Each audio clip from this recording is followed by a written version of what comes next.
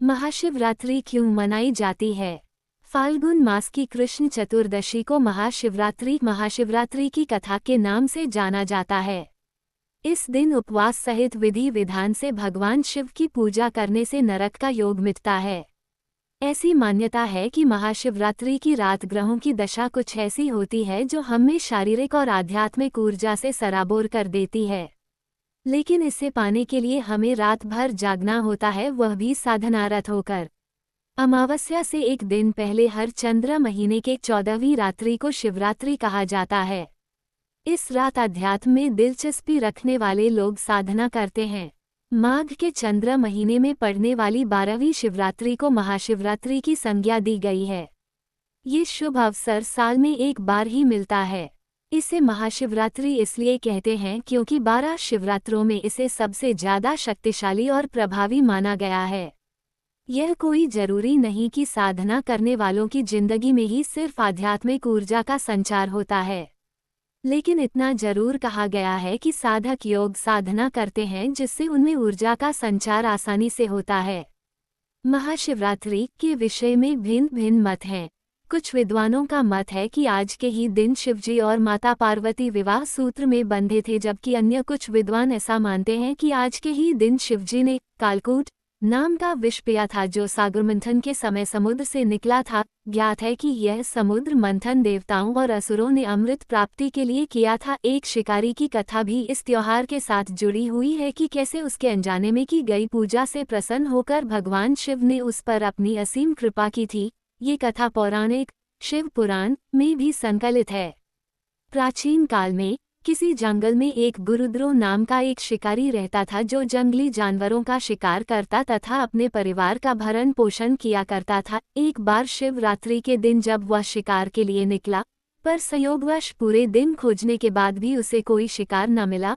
उसके बच्चों, पत्नी एवं माता पिता को भूखा रहना पड़ेगा, इस बात से वह चिंतित हो गया। सूर्यास्त होने पर वह एक जलाशय के समीप गया और वहां एक घाट के किनारे एक पेड़ पर थोड़ा सा जल पीने के लिए लेकर चढ़ गया, क्योंकि उसे पूरी उम्मीद थी कि कोई न कोई जानवर अपनी प्यास बुझाने के लिए यहाँ जरूर आएगा। वह पेड़ बेलपत्र का था और उसी पेड़ के नीचे शिवलिंग भी था जो सूखे बेलपत्रों से ढके होने के कारण दिखाई नहीं दे रहा था।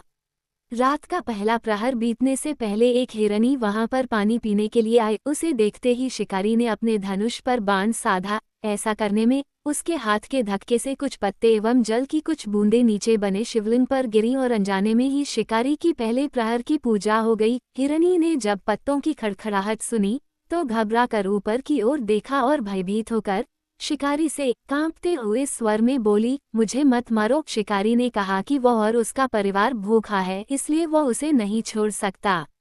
हिरनी ने वादा किया कि वह अपने बच्चों को अपने स्वामी को सौंप कर लौट आएगी, तब वह उसका शिकार कर ले। शिकारी को उसकी बात का विश्वास नहीं हो रहा था। उसने फिर से शिकारी को ये कहते हुए अपनी बात का भरोसा करवाया कि जैसे सत्य पर ही धरती टिकी है, समुद्र मर्यादा में रहता है और झरनों से जलधाराएं गिरा करती हैं, वैसे ही वह भी सत्य बोल रही है। क्रूर होने के बावजूद भी शिकारी को उस पर दया आ गई और उसने जल्दी लौटना कहकर उस हिरनी को जाने दिया।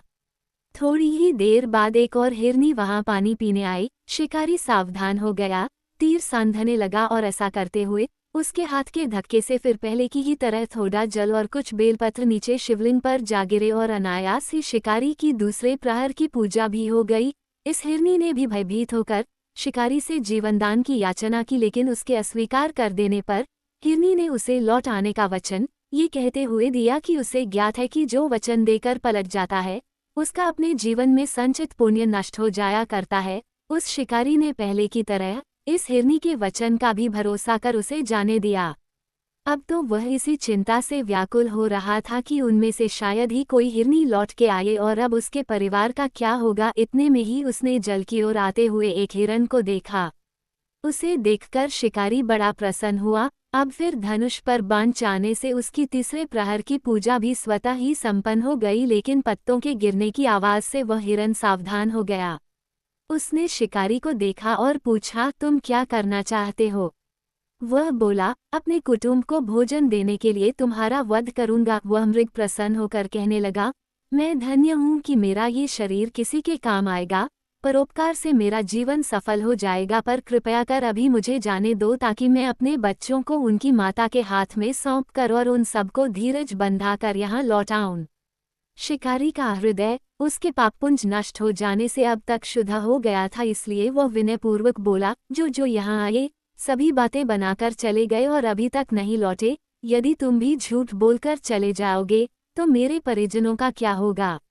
अब हिरन ने ये कहते हुए उसे अपने सत्य बोलने का भरोसा दिलवाया कि यदि वो लौट कर न आए तो उसे वह पाप लगे जो उसे लगा करता है, जो सामर्थ्य रहते हुए भी दूसरे का उपकार नहीं करता। शिकारी ने उसे भी यह कहकर जाने दिया कि शीघ्र लौट आना।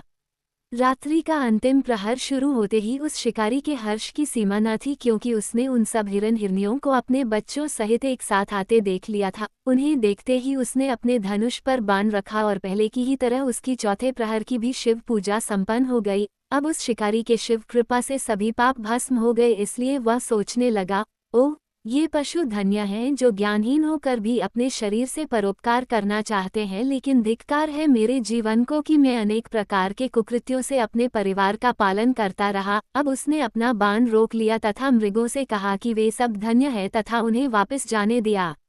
उसके ऐसा करने पर भगवान शंकर ने प्रसन्न होकर तत्काल उसे अपने दिव्य स्वरूप का दर्शन करवाया तथा उसे सुख समृद्धि का वरदान देकर गो नाम प्रदान किया। मित्रों, यही वह गो था जिसके साथ भगवान श्री राम ने मित्रता की थी।